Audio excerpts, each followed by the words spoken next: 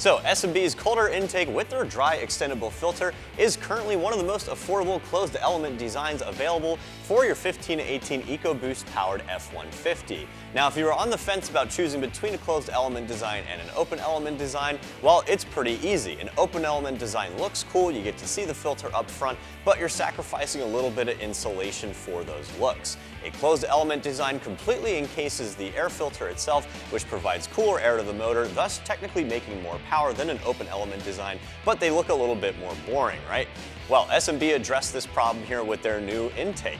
It's pretty cool, it's a closed element design, but it's got this pretty cool plexiglass window here, so you can still see the filter inside. Now, obviously the intake's just one part of the equation, right? Obviously you have to worry about the filter as well, and there are a couple of filter options available. You got dry filters, you got oiled filters. In the case of this one here, it's a dry extendable filter. S&B tells us that means you can actually clean this thing off pretty easily simply by blowing compressed air through it. That'll get rid of any particulates that the filter might have picked up, and you can throw it right back on the truck and keep going. They say that the filter is good for 30,000 miles on the highway without having to clean it, so it's safe to say this is pretty good for a daily driver, and they even back up the intake and the filter itself with a 1,000,000-mile warranty. It's also made in America, so that's pretty tough to beat. Now again, if you want one of the most affordable intakes, go ahead and stick around. I'm just going to show you guys all the parts you need to get this intake installed. I'm going to show you the entire install step by step. I'm going to go ahead and give this one a very easy 1 out of 3 wrenches on my difficulty meter. It shouldn't take us more than 30 minutes to an hour, so without further ado, let's go ahead and get started.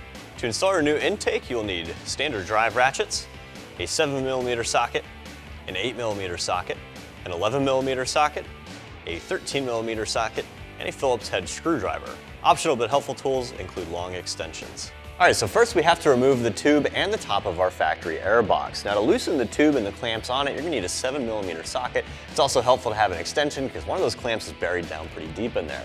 Once you've loosened all those clamps, go ahead and pop the clips on the airbox itself. You can remove the top half. Also keep note, there's 2 plastic little Christmas tree retainers on the back of the factory airbox holding a wire in place. You just want to pull those gently with your hand.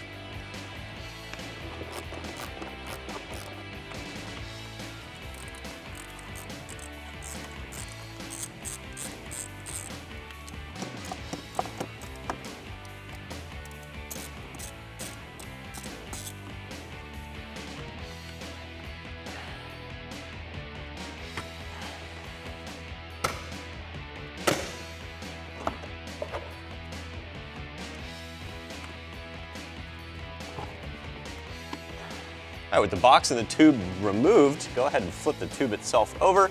You can see here we have our intake temperature sensor. Go ahead and rotate it and pop it out of the tube itself.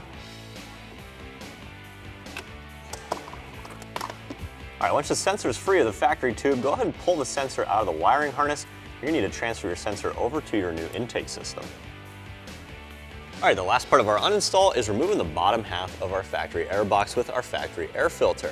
Normally there'd be 2 plastic retaining clips here on the inlet. They do break pretty easily and we work on these trucks pretty often, so ours are already free and clear. Then you gotta pull this little 13mm bolt here, securing the airbox to the truck. You're gonna be reusing this 13mm bolt later, so go ahead and set that aside.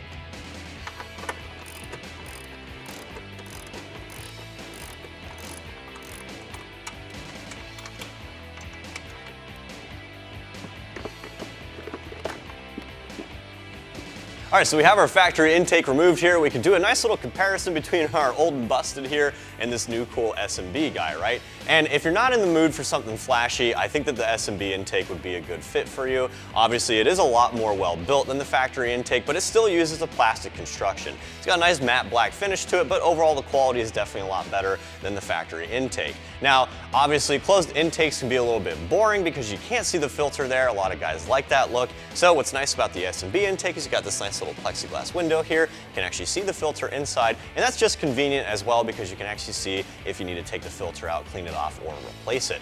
But we gotta take some stuff off of our factory intake and swap it over to our new one here. Specifically, we gotta pull this little rubber grommet with this metal bushing inside of here. We removed the 13mm bolt from this a moment ago. You're swapping that over to the new airbox. So go ahead and pop this out by hand.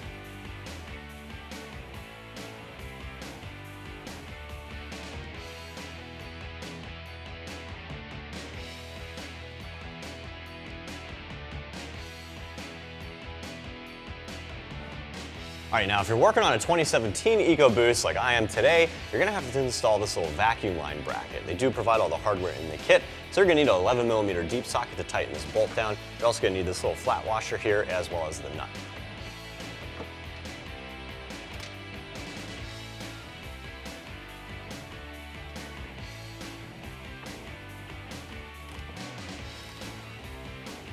All right, once you got that bracket in place, you can throw on the primary rubber coupler for the new intake tube. It's gonna go on this oval inlet right here. You're also gonna need the largest clamp in the kit, and to tighten this down, you're gonna need an 8mm deep socket.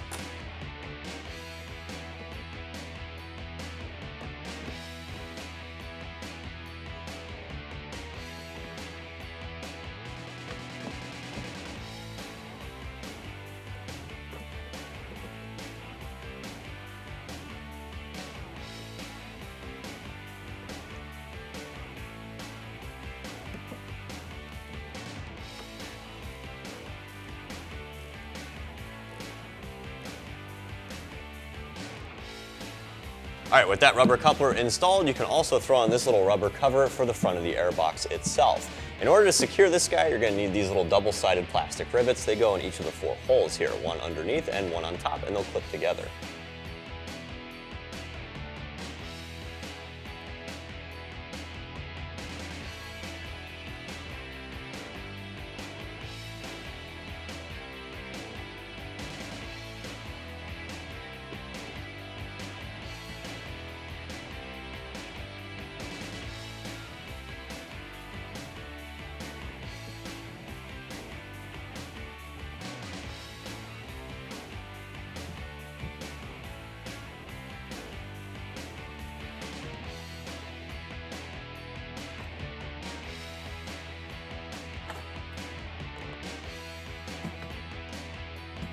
All right, once you got all that stuff applied to the airbox, you can set that aside for now. You can move on to the intake tube itself. Now, S&B does provide a rubber fitting for your air intake temperature sensor. It may already be installed in the tube, but if it's not, go ahead and pop that guy in there. Once you got him in there, you can go ahead and throw on the couplers for the intake tube driver side and passenger side for the turbo inlets.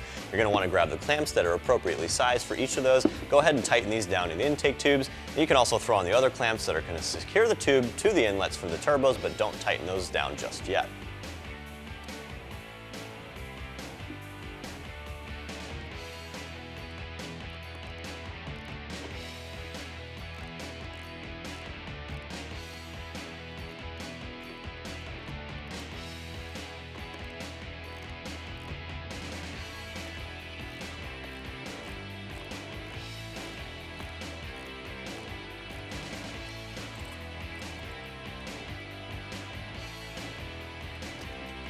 All right, now that you got your airbox and your intake tube all set up with the clamps and couplers and all that good stuff, we can actually throw the airbox inside the truck.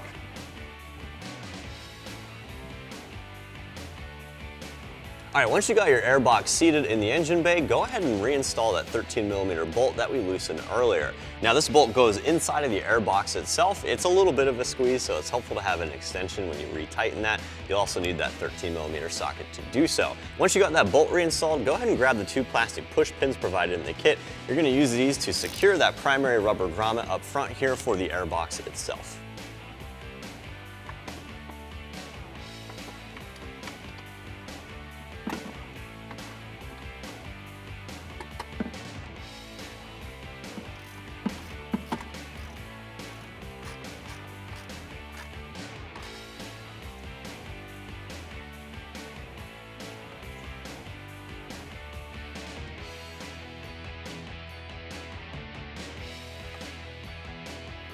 All right, now that you have your airbox secured, you can go ahead and throw your intake tube in, and you can secure the intake tube to both of the turbo inlets. Now, this is a little bit of a squeeze. You gotta actually feed the primary portion of the tube through the airbox, so it's helpful to spray up this rubber grommet here with some WD-40. That'll make it a lot easier. Another little trick that you can do, you can actually throw the clamps themselves on the inlet sides of these hoses here. That way they're out of the way. Go ahead and get all these couplers lined up, and you can tighten everything down.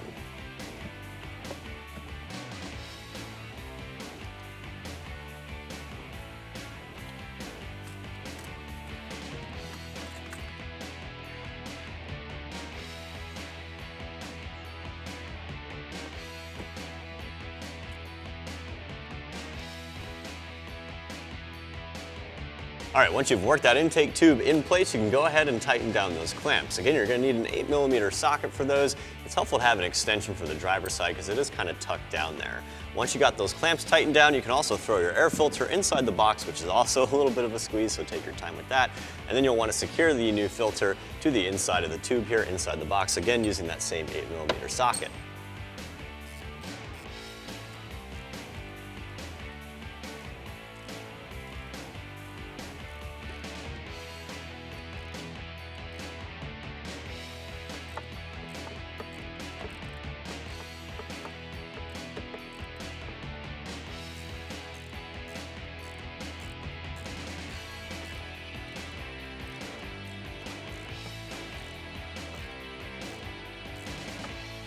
All right, next we're going to install the extension cable here for our intake temperature sensor.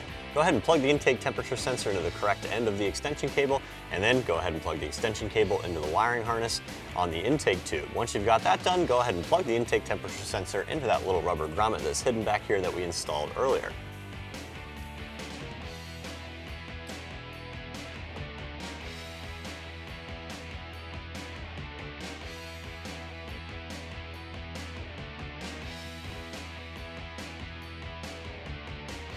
All right, once you got your intake temperature sensor installed, you can start tightening down the plexiglass cover for the air filter.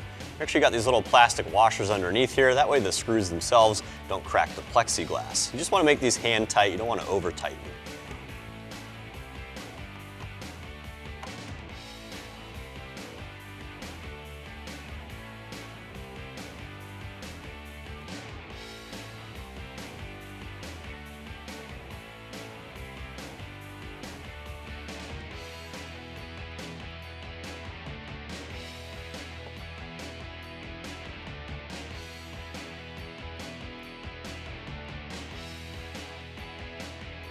All right, so once you got the plexiglass window tightened down, that'll wrap up the install. Again, pretty straightforward bolt-on job, right? That also wraps up my review of S&B's colder intake with their dry extendable filter, fitting your 15 to 18 EcoBoost powered F150. I'm Travis, thanks for watching. For all things F150, keep it right here at AmericanTrucks.com.